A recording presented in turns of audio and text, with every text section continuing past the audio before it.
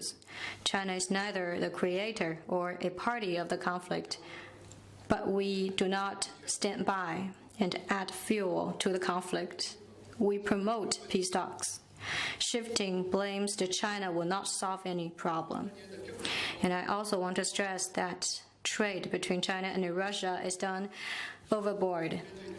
It is in accordance with the WTO rules and market principles. It's not targeted against any third party, and it brooks no interference and coercion from the other sides. And our legitimate rights and interests shall now be infringed upon. Next one. As a follow-up to the question on U.S. tariffs, does China see the U.S. tariffs as the start of a reversal in bilateral ties again? What would China do to protect its industries and exports from not just the tariffs, but from what China sees as U.S. suppression? Thank you. 希望记者重复一下提问. Could you repeat your question, please? Please turn on your microphone. Please turn on your microphone, please. Hello, yes. Does China see the U.S. tariffs as the start of a reversal in bilateral ties again? And what would China do to protect its industries and exports from not just the tariffs, but from what China sees as U.S. suppression? Thank you.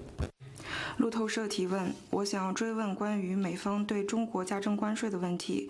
中方是否认为此次加征关税是中美关系中再一次倒退，以及中方是会否采取任何行动来保护其出口还有工产业不受美国的关税以及中方认为美方的压迫的影响？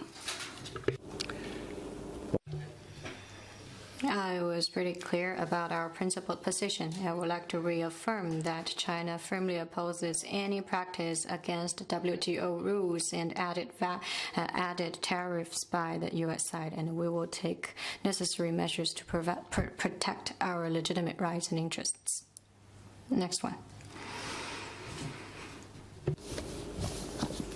法新社AFP 5 commercial vessels with 200 Filipinos on board has sailed to disputed sea areas in the South China Sea. The aim is to uphold its maritime rights and sovereignty. Did China notice this trip, and what's China's comment? 你能再重复一下? Could you repeat your question?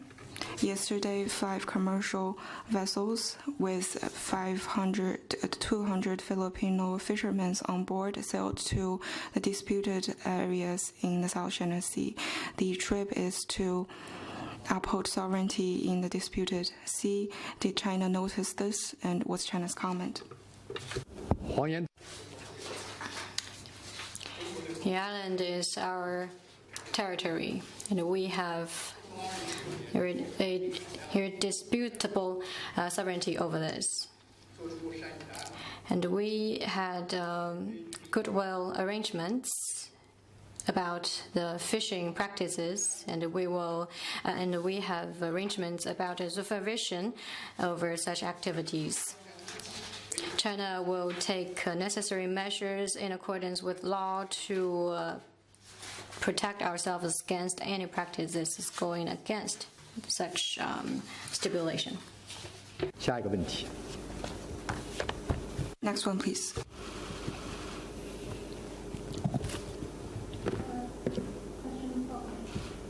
Reuters, YouTube has said it disagreed with, but will comply with the court decision to ban a protest anthem called Glory to Hong Kong.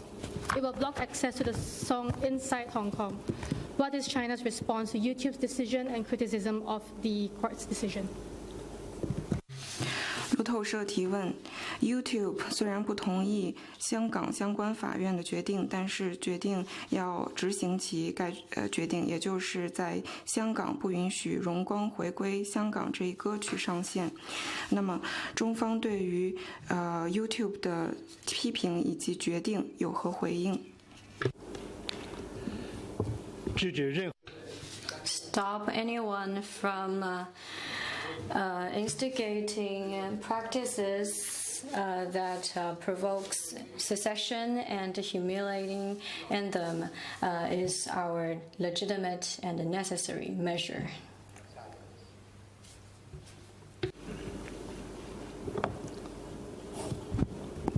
谢发言人，总台央视记者提问：近期美国国务院 Recently, a U.S. Deputy Assistant Secretary of State and China coordinator said that Resolution 2758 does not endorse, equate to, or reflect an international consensus on the One China principle. A program director of the German Marshall Fund of the United States said that the PRC's position on Resolution 2758 are not consistent with international law. What's your comment?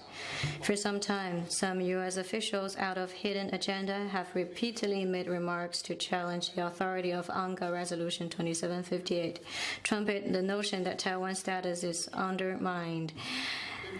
Undetermined and advocate support for Taiwan's meaningful participation in the UN system. These remarks distort facts and history and go against the commitment of the U.S. itself. Taiwan has been part of China since ancient times.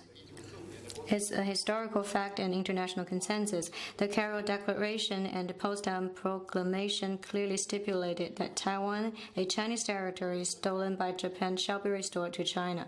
These documents, with international legal effect, formed an integral part of the post-World War II international order and also confirmed Taiwan's status as China's inalienable territory from a legal perspective. On October 25, 1971, the 26th UNGA session adopted Resolution 2758 with an overwhelming majority, resolving once and for all the question of representation of the whole of China, including Taiwan, in the United Nations as a political, legal, and procedural issue. It made clear that there's only one China in the world and that Taiwan is part of China, not a country. It made clear that there is only one seat of China in the United Nations. There is no two Chinas or one China or one Taiwan. The U.S. is a signatory to the Carroll Declaration and the Potsdam Proclamation. In 3 joint communiques, the U.S. clearly states that the government of the United States of America recognizes China's position that there is only one China and Taiwan is part of China. The U.S. leaders have for multiple times made commitments of not supporting Taiwan independence.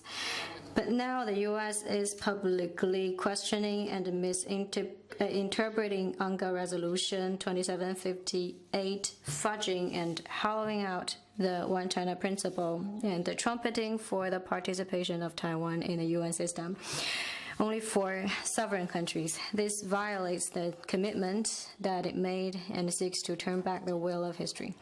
The false statements are reminiscent of the U.S. claim not long ago that the Security Council Resolution 2728 demanding an immediate ceasefire in Gaza is non-binding. The times has gone when hegemony and power politics dominated international relations. Any country, including the U.S., who tries to challenge the UNGA resolution and the One China principle will only find this futile. Before the adoption of the Resolution 2758, the U.S. came up with a so-called dual representation proposal to create two Chinas or one China, one Taiwan. In the end, the proposal was discarded. Today, the U.S. is trying again to go against the trend of times by playing the Taiwan card and using Taiwan to contain China. It will end up in greater failure. Next one. Any other questions?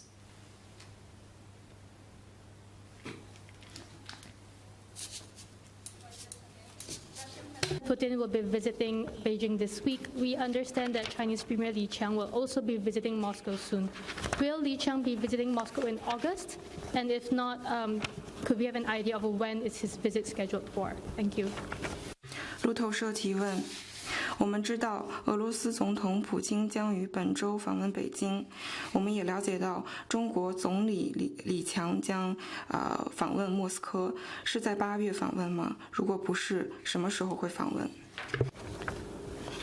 Could you repeat your question, please? Yes, Russian President Putin is visiting China this week. We understand that Chinese Premier Li Qiang will also be visiting Moscow soon. Will his visit in Moscow be in August? If not, could you please is it scheduled for? 路透社提问： China and Russia are comprehensive partnership of coordination for the new era. We, the leaders from two sides, maintain close contact, and I have no further information to share with you in terms of the question you asked.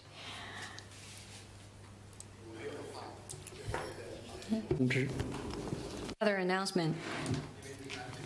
Because of the scheduling arrangements, the press conference for tomorrow will start early at 2:00 p.m. at the same location. Thank you.